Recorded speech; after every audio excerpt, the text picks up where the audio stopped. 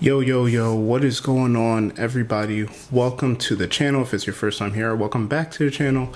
If you've been here before, make sure you do hit that subscribe button, leave a like, and let's get right into today's topic. So today, what we want to talk about is kind of, the year's kind of running down, and we want to talk about what Xbox's, future 2024 and beyond, and also kind of how their year went this year, after a paltry, by no stretch of imagination, no exaggeration in the words, 2022 was pretty bad for Xbox, but 2023 is looking a lot more promising. And then looking to the future, we have a lot of things coming down the pipeline. So, with the release of Starfield and Forza recently coming out to pretty good reviews, we want to go over all that and then what we're looking at for Microsoft in the future. So without further ado, let's get into it right after this.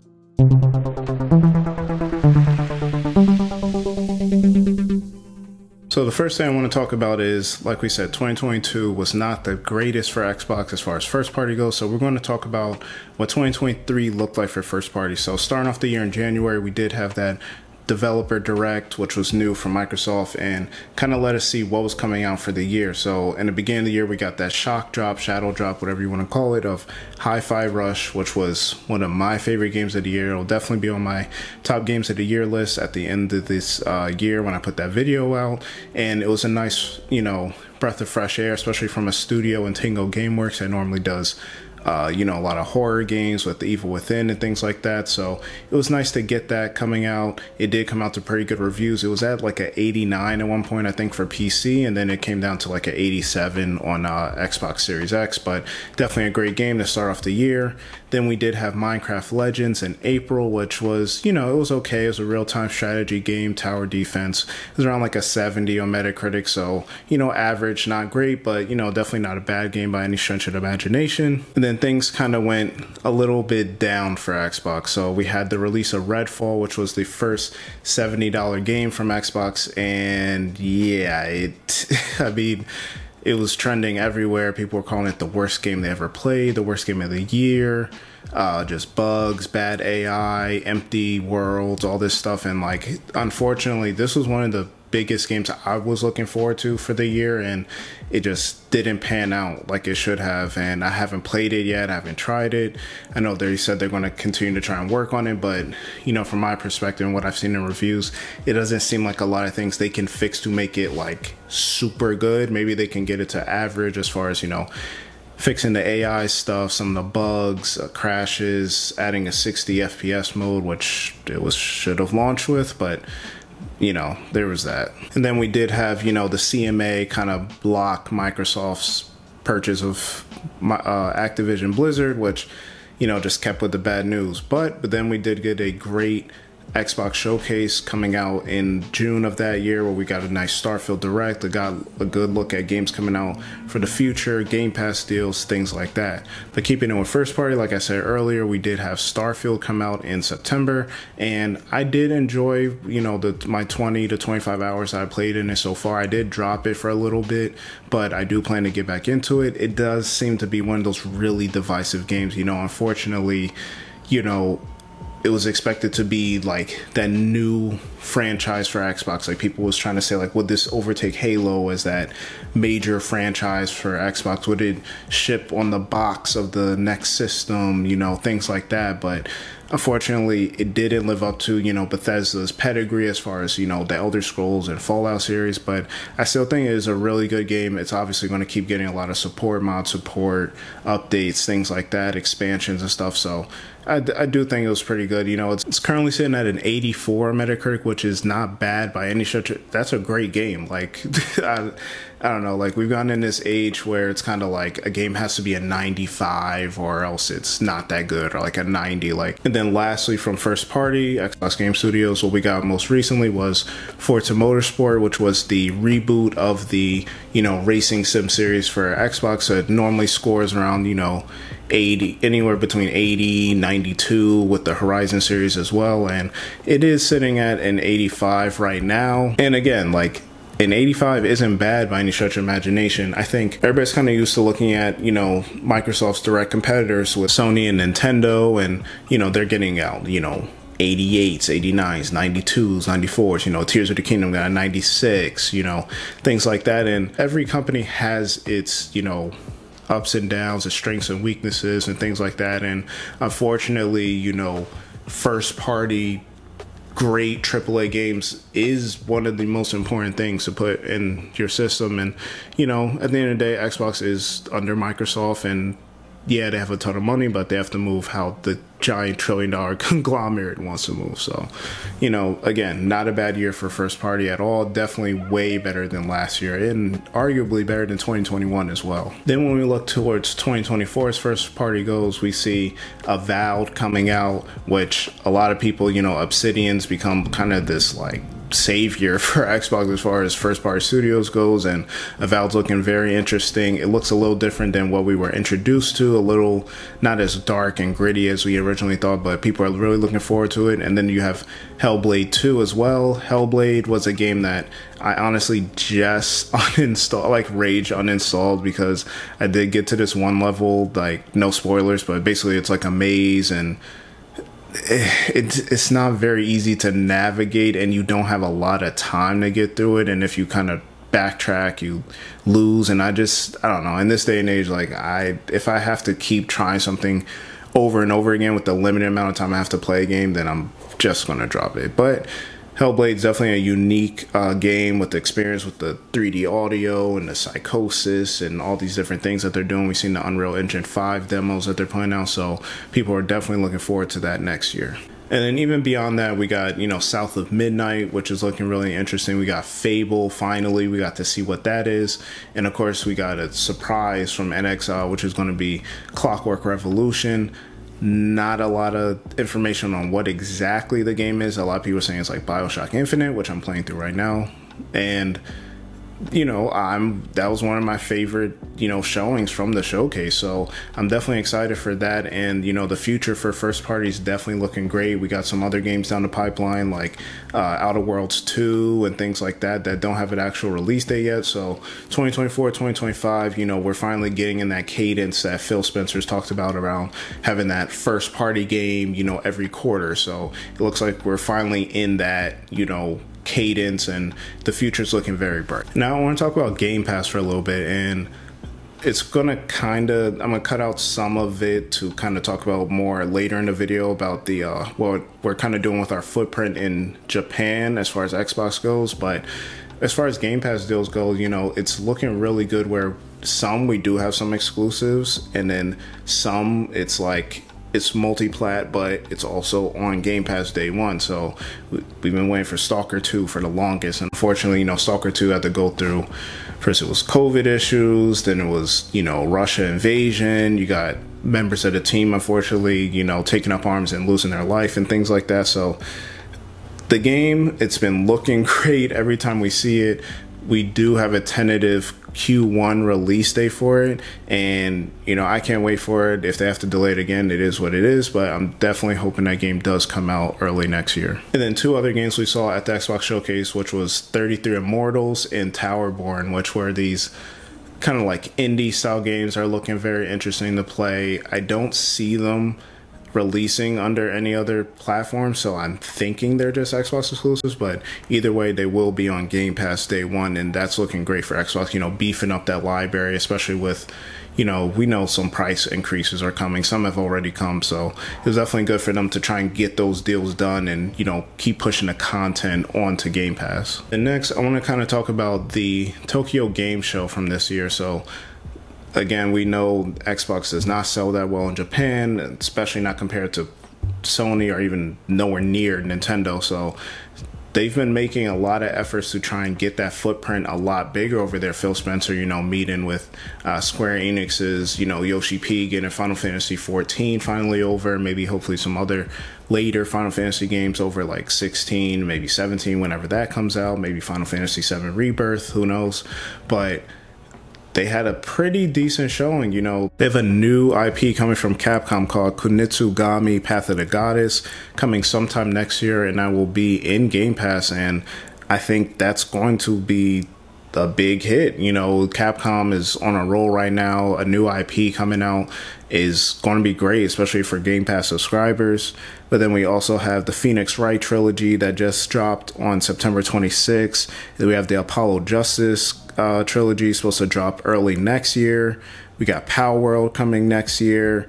We know Persona 5 Tactica is going to drop November 17th into Game Pass day one. We got Octopath 2, which was a surprise, finally coming. Like, Octopath Traveler 1 was on Game Pass and it wasn't on PlayStation, which was weird, but now Xbox didn't get it, so that's coming. They're showing that relationship with Square Enix, even if it's coming a little later, which is unfortunate, but it's great to see that for people that didn't get to play it. I found out about Octopath Traveler through Game Pass, so that made me, I have Octopath Traveler 2 on the Switch. I haven't played it yet, but this is just, you know, again, showing the efforts that Xbox is trying to have. You know, okay, maybe we can't sell the hardware, but we could get these subscription deals, get people playing on their PCs or their phones or any other type of device, whatever. We're going to make it happen. Then you also have Persona 3 Reload coming out on February 2nd. You got three Like a Dragon games. You got Like a Dragon Gaiden coming on November 9th. Like a Dragon Ishin coming on October 17th. And Like a Dragon Infinite Wealth coming next year, January 26th. So the whole Like a Dragon series, you know, Like a Dragon, what was it? Yakuza, I think it was just called Yakuza Like a Dragon. That game, you know, when people were, you know, it was COVID, there wasn't really a lot of games to play on the next gen system, especially Xbox. You know, that was a game I kept seeing. It was on Game Pass, and I think the entire Yakuza series is on Game Pass, so it's gotten really successful. We know the relationship between Sega and Microsoft is there, so it's great to see these games get on there. You know, they're doing what they can, you know, whether it sells or not, like, that's kind of on the consumer at that point. So if you're into these games, you want to see more support coming to Xbox, you want to see more Japanese games, you know, RPGs or whatever games they develop, this is how you support it. Download it a lot, pay for it, buy it outright, do whatever you can, because when they see that money, developers are going to be more willing to do it. Microsoft cannot keep throwing Game Pass deals to everybody. Like, it's not sustainable. It's too much money. At that point, you're spending more money than you're bringing in from subscribers. So definitely, you know, support these Japanese developers. And I wanted to talk real quick. It doesn't have to be that long. It's probably only going to be a minute, but we did finally get the news of the Activision Blizzard deal is rumored to finally close next week on Friday the 13th. Some people think it's a little spooky day to try and do that, but you know, this has been a long fought thing, almost 2 years. We're tired of hearing of it. The FTC trial, all these videos breaking down everything. It's finally coming to an end, and it's a big win for Xbox, a big win for Game Pass subscribers who will be, you know, able to get Call of Duty, you know, Prototype, Crash Bandicoot, all these different games that will now be coming to Xbox, and Xbox will own them. And the other great thing about Xbox owning them is that just means more money, since most of these games are multi-platform, you know, for now. Of course, we'll see in the future what happens with exclusivity, but these games being multi-platform, Xbox is now taking the majority of the percentage and the splits of those games selling. So that more money means more investment in the Game Pass, more deals on Game Pass, more features with the subscription. You know, Game Pass is, especially Ultimate, you know, there's other things with it like EA Play, you know, they're doing Crunchyroll, premium free trials. They're doing a lot of perks and benefits. So that's just going to come right back to the consumer and give you more benefits for what you're paying, especially since, like we said, the price is probably going to go up again and again, like every subscription service is. So at least you'll be getting as much out of the value for what you're putting into a subscription service. And then last but not least, I wanted to talk about the leaks that came out a couple weeks ago. Now, I was thinking of doing a separate video on this, but I knew I was going to do a, you know, overall Xbox video, so it kind of makes sense to kind of throw it in here. So when it comes to the leaks, it's unfortunate, man, and it just seemed like, again, like Xbox, every time they get a win,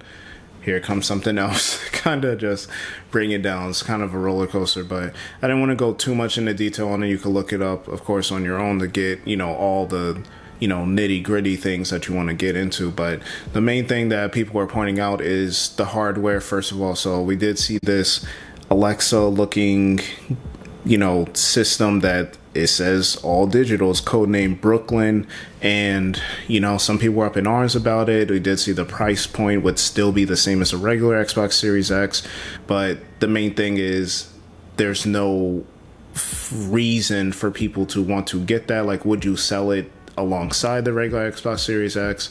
It's not like 8K or anything. It says it's faster Wi-Fi and things like that, but you're looking at an all-digital system. Listen, we've been saying it for the longest. Digital and physical, that shift is happening. Like, they're seeing it. The Xbox Series S is reportedly selling way more than the Xbox Series X, and it doesn't really make sense as far as Xbox thinks, like, why are we going to keep with this thing? Like, let's cut out the middleman. Like, it sucks for people that want to buy, like, used games. Like, I've bought plenty of used games for, like, $10, $25, but we'll have to see. Phil Spencer kind of came out and was like, listen, these are old. Some of this stuff's from 2020. We don't know if that's, we'll have to wait and see. But it's looking like that system will come out sometime next year, probably in the fall. We still don't know what that PS5 Pro that's rumored to come out, what that looks like or what that's going to entail. But we'll have to wait and see. But yeah, that all digital future it's almost here. And then the last part of the leaks was kind of a Bethesda timeline of what games we could expect to see. And these are all over the place because we've seen like Starfield supposed to come out in 2021. We've seen Elder Scrolls 6 was to come out, I think, this year or next year or something like that. So it was kind of all over the place. But what people pointed out was, we did get revealed that there was going to be a Oblivion remaster, Fallout 3 remaster, Ghostwire Tokyo 2, Dishonored 3, and then like a Doom prequel called like Year Zero. So all of these IPs can still exist. Things may have changed as far as where sales go, what Xbox is seeing with Bethesda and how the games that did come out are doing. Deathloop's doing really well, so we know Deathloop 2 is pretty much been rumored and almost confirmed at this point, so we know that's coming. Do we know if Dishonored 3 is going to actually come out? Do we know if that's pushed to the back burner? Who knows?